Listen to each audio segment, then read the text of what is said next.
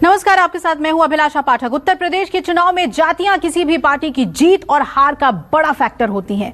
चुनाव से सिर्फ 4 महीने पहले योगी आदित्यनाथ ने कैबिनेट विस्तार के जरिए जातियों के अंकगणित को साधने की कोशिश की है। जिस हिसाब से क्षेत्रीय और जातीय संतुलन बनाए गए हैं, वो यही बता रहे हैं कि किसानों के आंदोलन और प्रदर्शन से सरकार कुछ परेशान तो जरूर है।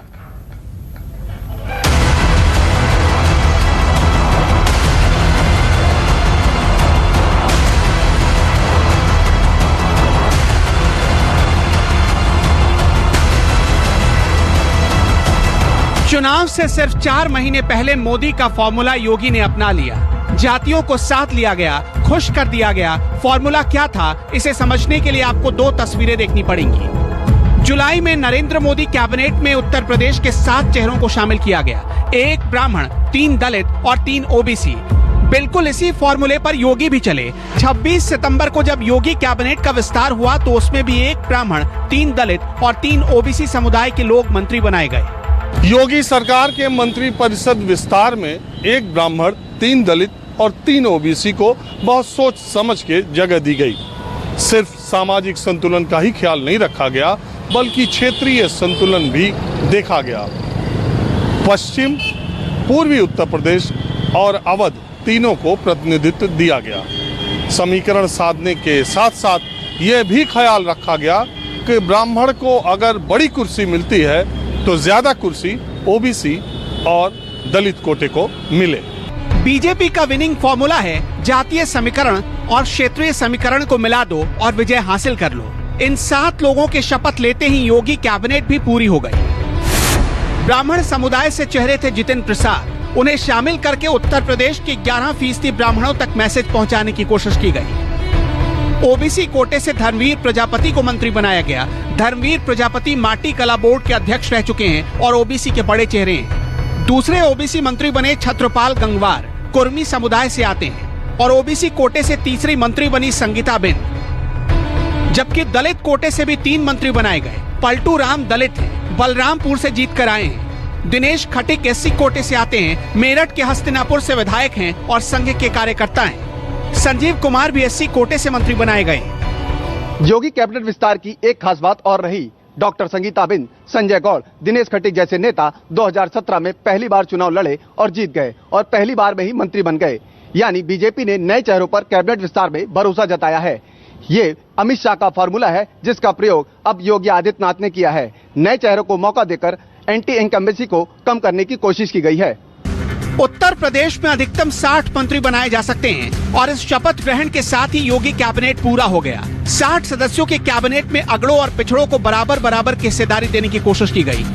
योगी सरकार में अगड़ी जातियों के 26 मंत्री हो गए, पिछड़ी जातियों के 23 मंत्री, अनुसूचित जातियों के 9 चेहरे हो चुके हैं। मंत्रिमंडल में 1 सिख और 1 मुस्लिम चेहरा भी हो चुका है। कैबिनेट विस्तार योगी आदित्यनाथ का मास्टर स्ट्रोक माना जा रहा है। दावा किया जा रहा है कि 42 जिलों की 300 सीटों पर इसका सीधा असर पड़ने जा रहा है। कैसे, वो हम आपको आगे बताएंगे। लेकिन इस विस्तार से न केवल अगड़ी जातियां खुश हैं, बल्कि पिछड़ी और दलित जातियों में भी खुशी की लहर है। बीजेपी का मानना है कि चुनाव से ठीक 4 महीने पहले ऐसा करके उसने अपनी सीटों को सेव कर लिया है। कैबिनेट में अगड़ी जातियों में सबसे ज्यादा सीटें ठाकुर और ब्राह्मणों को मिली है, जबकि सबसे कम कायस्थ को। अगड़ों में 8 ब्राह्मण, 8 ठाकुर, 5 वैश्य, 2 भूमिहार, 3 खत्री और 1 कायस्थ हैं। पिछड़ों में 5 कुर्मी, 3 जाट, 3 लोध, 3 मौर्य और कहार, 2 मंत्री गुर्जर, गरड़िया, निषाद, नोनिया, चौहान, सैनी, यादव और इतने ही राजभर समाज के लोगों को प्रतिनिधित्व मिला है। और उत्तर प्रदेश का जो चुनावी अतीत है पिछले 3 दशकों का, वो विशुद्ध से जाति और धर्म आधारित है। क्षेत्रीय क्षेत्रपों ने जातीय गुणा गणित का इस्तेमाल करके उत्तर प्रदेश में 8 बार मुख्यमंत्री पद की शपथ ली। भारतीय जनता पार्टी ने उनका ही फार्मूला उनसे छीन लिया और उसी में धर्म का तड़का लगा करके उसको एक बड़ा फर्क प्रदान किया, जिसका परिणाम है 2014, 2017 और 2019 के नतीजे। थंपिंग मेजॉरिटी के साथ भारतीय जनता पार्टी आई। उत्तर प्रदेश की सियासत में भारतीय जनता पार्टी का वोटर सवर्ण माना जाता है परंपरागत रूप से, लेकिन जब राजपूत मुख्यमंत्री बन जाए तो ब्राह्मणों के नाराज होने का खतरा बना रहता है, क्योंकि ये दोनों हमेशा से प्रतिद्वंदी रहे हैं। योगी आदित्यनाथ को सीएम बनाने के बाद ब्राह्मण वोट बैंक को साधने की कोशिश में जितिन प्रसाद को मंत्रिपरिषद में जगह दी गई। लेकिन बड़ा सवाल यह है कि क्या भारतीय जनता पार्टी के पुराने ब्राह्मण चेहरे उतने बड़े ब्राह्मणों के चेहरे नहीं थे जितने कांग्रेस से आए जितिन प्रसाद थे। जितिन प्रसाद धौरहरा सीट से चुनाव लड़ चुके हैं। उनके पिता जितेंद्र प्रसाद राजीव गांधी और नरसिम्हा राव सरकार में राजनीतिक सलाहकार रह चुके हैं। 2004 में वो पहली बार शाहजहांपुर लोकसभा सीट से सांसद चुने गए। शाहजहांपुर, लखीमपुर खीरी और सीतापुर में ब्राह्मणों की अच्छी खासी आबादी है और इन 3 जिलों में जितिन प्रसाद काफी पॉपुलर हैं। जितिन प्रसाद को लाने का मतलब क्या है, इसे ऐसे समझिए। उत्तर प्रदेश में 40% ओबीसी वोटर्स हैं, जबकि ब्राह्मण करीब 11% और दलित करीब 21%। यानी ब्राह्मणों और दलितों को मिलाकर कुल वोट प्रतिशत 42% के आसपास हो जाता है। ओबीसी वर्ग में से यादवों के एक बड़े हिस्से को हटा दे तो ये वोट बीजेपी के खाते में 2014 से जा रहा है। लेकिन जाटव समाज से एक बड़े हिस्से को छोड़ दे तो दलित वर्ग बढ़ जाता है। लेकिन बीजेपी के इस प्लानिंग से अब वोटों का संतुलन भी बनाने की कोशिश हुई है। ब्राह्मण कार्ड खेलना बीजेपी के लिए जरूरी हो चला था, क्योंकि विपक्षी दल लगातार बीजेपी पर ब्राह्मण विरोधी होने का आरोप लगा रहे हैं। खास तौर से विकास दुबे और खुशी दुबे प्रकरण के बाद समाजवादी पार्टी और बहुजन समाज पार्टी जैसे दल भी जिलों जिलों में प्रबुद्ध सम्मेलन करके बीजेपी की टेंशन बढ़ा रहे थे और लक्ष्मीकांत वाजपेयी जैसे बड़े नेता हाशिए पर पड़े हुए हैं।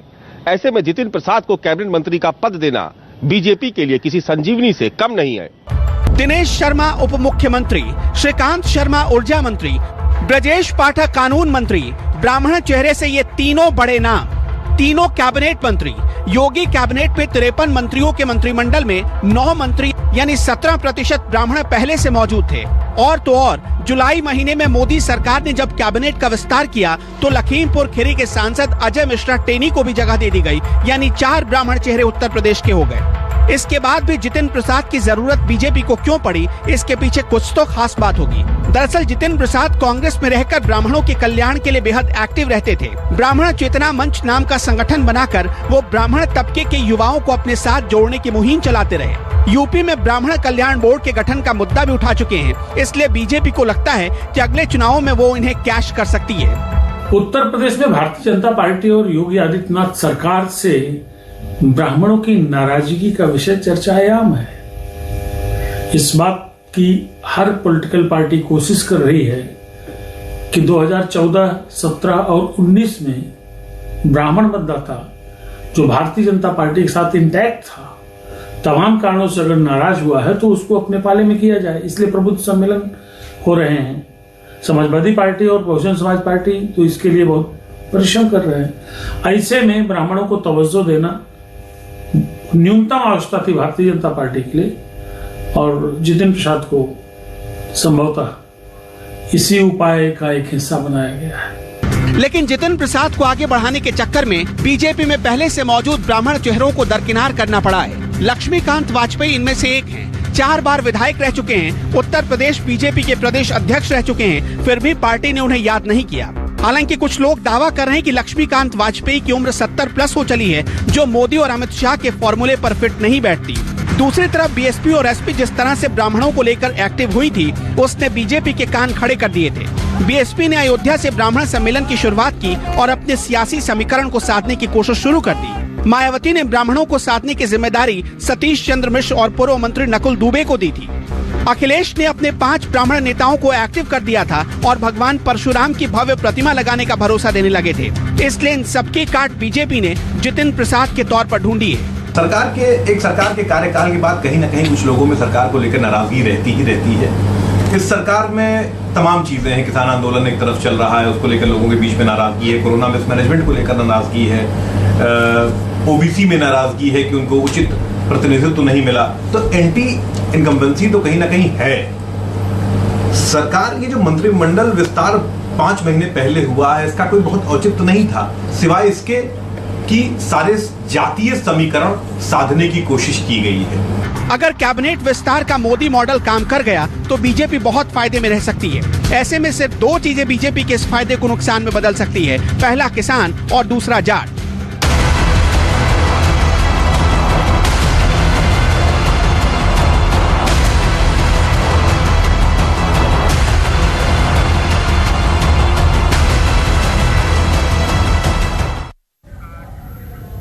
तो जाटों की नाराजगी दूर करने का पूरा प्लान योगी आदित्यनाथ ने तैयार कर लिया है। कैबिनेट विस्तार में इसकी एक झलक भी दिखी।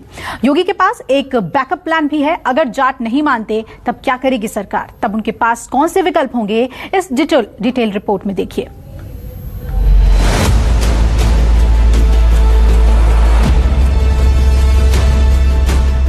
इस वक्त बीजेपी की सबसे बड़ी चिंता वाला कोर इलाका है वेस्ट यूपी, लेकिन योगी आदित्यनाथ ने इसकी काट खोज ली है।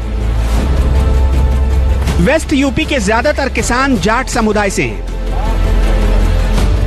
पश्चिमी यूपी में 17% जाट हैं। इनका वेस्ट यूपी की करीब 90 सीटों पर सीधा प्रभाव दिखता है। 2017 में 90 सीटों में से 72 सीटों पर बीजेपी जीत गई थी। 2019 में जाट बहुल 14 लोकसभा सीटों पर बीजेपी की जीत हुई, लेकिन जाट वोट हाथ से गया तो दलित वोट बीजेपी को वेस्ट यूपी में बचाएगा।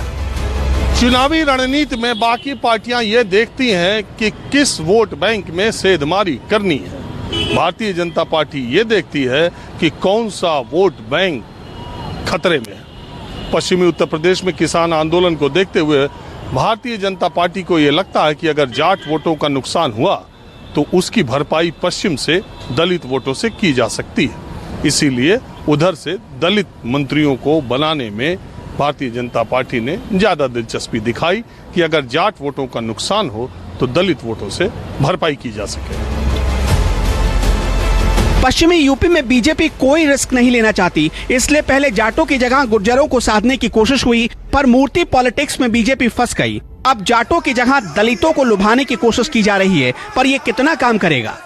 मंत्रिमंडल विस्तार में पश्चिमी यूपी का रिप्रेजेंटेशन लिया गया। वैसे तो बहुत बैलेंस बनाने की कोशिश की गई है।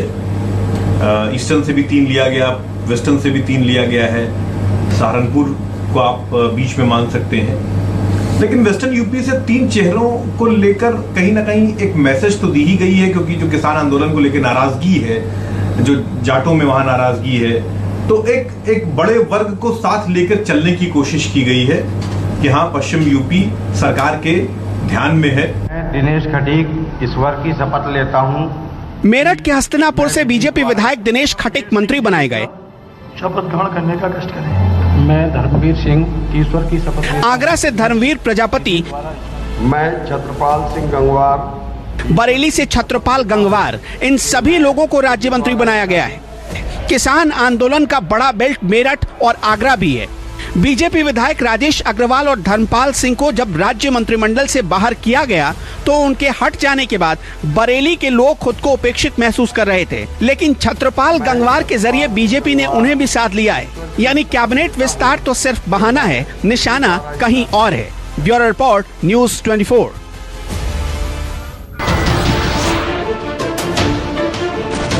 नमस्कार, मैं हूं मानक गुप्ता। अगर आपको हमारा ये वीडियो पसंद आया हो तो इसे लाइक और शेयर जरूर करें, और हाँ, हमें सब्सक्राइब और फॉलो करना ना भूलें ताकि आप देश और दुनिया की कोई खबर मिस ना करें। तो जुड़े रहिए हमारे साथ और देखते रहिए न्यूज़ 24।